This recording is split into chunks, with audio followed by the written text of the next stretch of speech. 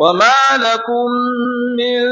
دون الله من أولياء ثم لا تنصرون وأقم الصلاة طرفي النهار وزلفا من الليل إن الحسنات يذهبن السيئات ذلك ذكرى للذاكرين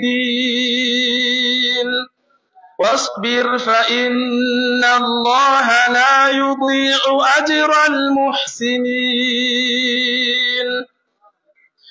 فلولا كان من القرون من قبلكم أولو بقية ينهون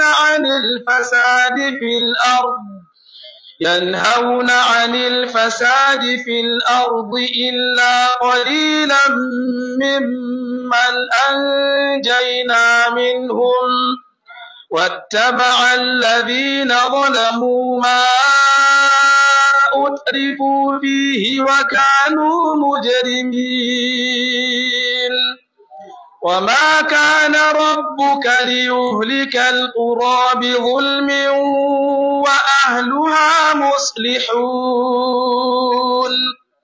ولو جعل الناس أمة واحدة ولا يزالون مختلفين إلا من رحم ربك ولذلك خلقهم وتمت كلمة ربك على مكانتكم إنا عاملون وانتظروا إنا منتظرون ولله غيب السماوات والأرض وإليه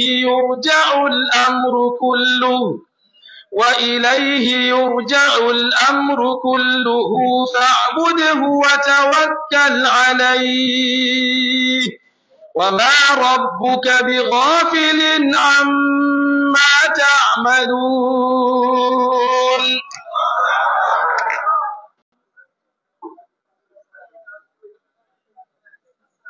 إذا كان معنا